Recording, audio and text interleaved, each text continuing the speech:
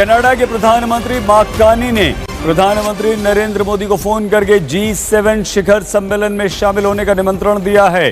Bharat Canada विश्व में बेहतरी लाने के लिए मिलकर काम करने पर दोनों की बात हुई है। मोदी जी को कैनेडियन प्राइम मिनिस्टर ने जो है फोन कॉल करके और G7 के लिए जी हाँ उनको इनवाइट कर लिया, उनको दावत दे दी और मोदी जी जा रहे हैं G7 में।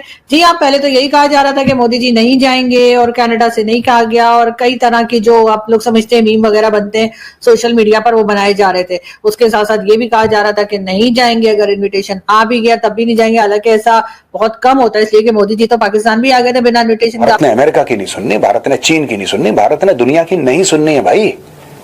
उसका कारण क्या? ये नहीं कि हम बहुत अमीर देश हैं, बात यह है कि जो हमारी जरूरतें हैं हम बिना मांगे उसको पूरा कर देते हैं। We are not dependent on the world like Pakistan is dependent. World leaders होते हैं वहां पर, एक तो वो कि जो G7 के मेंबर्स हैं और बाकी वो जिनको बाकायदा स्पेशल इनविटेशन देकर बुलाया जाता है। उसमें से एक जो टॉप पे मुल्क है, जो सुनने में ये आ रहा है कि ये G7 का एक परमानेंट मेंबर बनने वाला है, बने या ना बने ये उनकी अपनी मर्जी है, लेकिन वो है हिंदुस्तान। यकीनन वो तमाम लोग जो है अब ये सोच रहे होंगे कि अब क्या करें, इसलिए कि जी अब जो है वो ना सिर्फ ये कि कैनेडियन प्राइम मिनिस्टर ने जो है वो मोदी जी को इनविटेशन दे दिया है, बल्कि ये कि फोन कॉल करके इनवाइट किया ताकि मोदी जी ये ना कहें कि कोरियर वाला जो था वो कार्ड कहीं और डाल के चला गया। और नरेंद्र मोदी साहब इससे पहले भी ये समिट जब भी हुई उनको स्पेशली बुलाया जाता है। और खैर मेंबरशिप वो कहते हैं, वैसे कुछ इंडियन दोस्तों से जो इन चीज़ों को कवर करते हैं उनसे मेरी बात हुई तो कह रहे कि यार हमें कोई खास ज़रूरत नहीं है G7 के, हम परमानेंट मेंबर हो या ना हो, इंडिया को कोई इससे खास फर्क नहीं पड़ता। लेकिन खैर एनीवे एक जिसे कहते हैं कि एक इज्जत अफजाई है, ऑनर है कि आपको इस तरीके से बुलाया। ये खबर अभी भी मिल रही है, प्रधानमंत्री नरेंद्र मोदी की तरफ से पोस्ट किया गया है, G7 शिखर सम्मेलन का निमंत्रण पीएम मोदी को मिला है। यह पोस्ट प्रधानमंत्री नरेंद्र मोदी की तरफ से अभी किया गया है।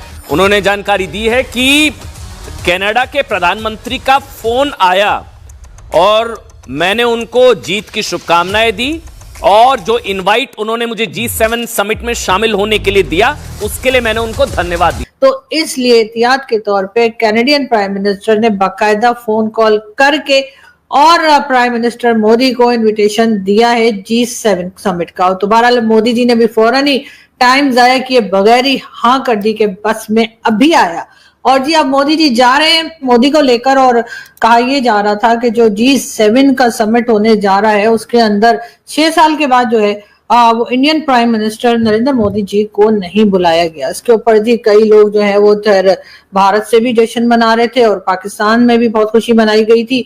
और हमारे जैसे जो लोग थे हम थोड़ा सा बैलेंस रखने की कोशिश कर रहे थे, तो हमने कहा भाई अगर इन्विटेशन आ भी जाता तब भी मोदी जी नहीं जाते, इसलिए कि जिस तरह के टर्म्स रहे हैं पिछली गवर्नमेंट जो कनाडा की थी या जो पहले प्राइम मिनिस्टर रहे ट्रूडो साहब, तो अजीब सा नाम इनका, मुझे लगता है इनका नाम अजय या विजय होना चाहिए था, लेकिन खैर जस्टिन ट्रूडो के लिए भी हमने कहा कि जी क्योंकि उन्होंने तरह तरह के एलिगेशंस लगाए भारत की हुकूमत पे, तो जाहिर है कि अगर इनविटेशन आ भी जाता तब भी मोदी जी ना जाते। और अभी तो खैर बिल्कुल गए ही नहीं है, लेकिन खैर मोदी जी ने दोनों लोगों को जो है जो कि बिल्कुल से नेगेटिव बात कर रहे थे उनको भी रिजेक्ट कर दिया, यानी कि उनको भी गलत साबित कर दिया। और जो लोग ये कह रहे थे कि अगर इनविटेशन आ भी जाता तब भी ना जाते, ऐसा सिर्फ पाकिस्तान से ही नहीं भारत से भी कई जर्नलिस्ट दोस्त जो है हमारे वो उस किस्म के ट्वीट्स लगा रहे थे। तो हमने कहा चलो हम भी ये कह देते हैं। लेकिन जी अब हुआ ये कि मोदी जी को कैनेडियन प्राइम मिनिस्टर ने जो है फोन कॉल करके और G7 के लिए जी हाँ उनको इनवाइट कर लिया, उनको दावत दे दी और मोदी जी जा रहे हैं G7 में। जी हाँ, पहले तो यही कहा जा रहा था कि मोदी जी नहीं जाएंगे और कनाडा से नहीं कहा गया और कई तरह की जो आप लोग समझते हैं मीम वगैरह बनते हैं सोशल मीडिया पर वो बनाए जा रहे थे। उसके साथ साथ ये भी कहा जा रहा था कि नहीं जाएंगे, अगर इन्विटेशन आ भी गया तब भी नहीं जाएंगे। हालांकि ऐसा बहुत कम होता है, इसलिए कि मोदी जी तो पाकिस्तान भी आ गए थे बिना इन्विटेशन के, आप लोग तो जानते ही। हम तो अभी तक बता के हमारे गले सूख गए कि जी मोदी जी को इनवाइट नहीं किया गया था नवाज शरीफ साहब की नवासी की शादी में, लेकिन मोदी जी आए थे। वर्ल्ड लीडर्स होते हैं वहां पर, एक तो वो कि जो G7 के मेंबर्स हैं और बाकी वो जिनको बाकायदा स्पेशल इनविटेशन देकर बुलाया जाता है। उसमें से एक जो टॉप पे मुल्क है, जो सुनने में ये आ रहा है कि ये G7 का एक परमानेंट मेंबर बनने वाला है, बने या ना बने ये उनकी अपनी मर्जी है, लेकिन वो है हिंदुस्तान। और नरेंद्र मोदी साहब इससे पहले भी ये समिट जब भी हुई उनको स्पेशली बुलाया जाता है। और खैर मेंबरशिप वो कहते हैं, वैसे कुछ इंडियन दोस्तों से जो इन चीज़ों को कवर करते हैं उनसे मेरी बात हुई तो कह रहे कि यार हमें कोई खास ज़रूरत नहीं है G7 के, हम परमानेंट मेंबर हो या ना हो, इंडिया को कोई इससे खास फर्क नहीं पड़ता।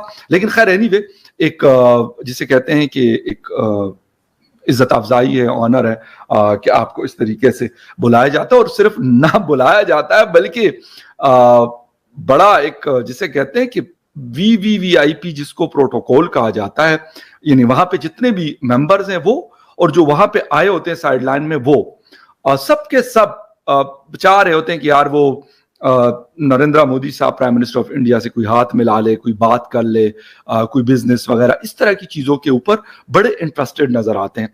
तो मेरे ख्याल में ये उनके लिए एक बहुत बड़ी रिस्पेक्ट की बात है। किसी के लिए भी, मैं ये नहीं कहता कि नरेंद्र मोदी साहब प्राइम मिनिस्टर इंडिया के लिए, अगर मेरे प्राइम मिनिस्टर पाकिस्तान के हो तो मैं कहूंगा बिल्कुल बहुत बड़ी बात है कि आपको इस तरह की रिस्पेक्ट मिल रही होती है वर्ल्ड जो लीडर्स के दरमियान, और हर कोई चाहता है कि आपसे हाथ मिलाए, आपके साथ पिक्चर बनाए, आपके साथ खड़ा। हालांकि सारे बड़े लीडर्स आए होते हैं, कोई आम लोग तो होते कोई नहीं है भी।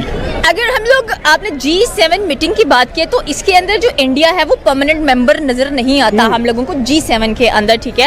And second most important thing, अगर हम G7 की कंट्रीज की बात करें तो इसमें हम लोगों को कनाडा नजर आता है, UK नजर आता है, फ्रांस नजर आता है, इटली नजर आता है, जापान नजर आता है, USA भी नजर आता है। But the point is that कि उसके बाद अगर हम लोग G7 की बात करें तो इससे पहले बांग्लादेश के साथ भी इन्होंने एक समिट को अटेंड किया हुआ है नरेंद्र मोदी ने। लेकिन राइट नो अगर हम लोग G7 मीटिंग की बात करें तो बहुत बवाल मचा हुआ है कि भाई इंडिया इस बार G7 की मीटिंग के लिए इनवाइट क्यों नहीं किया गया। सबसे पहले वो मेंबर नहीं है, लेकिन as a respect gesture, as a vishwa guru India को इन्वाइट किया जाता था ताकि वो आकर वहां पर अपने ख्यालात का, स्पेशली क्लाइमेट चेंज के बारे में जो डिस्कशन करते हुए हम लोगों को दिखाई देते हैं। सो यहाँ पर बेसिक सवाल ये आता है कि भाई इतना बड़ा विश्व गुरु हो, इतनी बड़ी फॉरेन पॉलिसी हो, इतने बड़े करने लगा था कि इतना बड़ा एक कल्चर प्रमोट होता है, लोग स्पेशली फॉरेनर्स कल्चर देखने इंडिया में स्पेशली आते हैं, तो क्यों इस दफ़ा इनवाइट क्यों नहीं किया गया? क्या वजूहत लगती है, क्या फैक्ट्स नजर आते हैं, बैक एंड पे क्या ऐसे मामला था जिसके बिहाफ पे इस बार इंडिया को इनवाइट नहीं किया गया? सुनने में तो यह है कि जो इंडो पाक कॉन्फ्लिक्ट चला था और जिसके अंदर कह लें कि USA ने इंटरप्शन किया था आकर सीज फायर को लेकर, वहां पर अगर देखा जाए तो इंडिया की जो फॉरेन पॉलिसी है काफी ज्यादा जंबल करती हुई दिखाई दी है। बट एक मिनट आपका सवाल यहाँ पे आपकी बात काटूंगा। फॉरेन पॉलिसी का आपने जिक्र किया,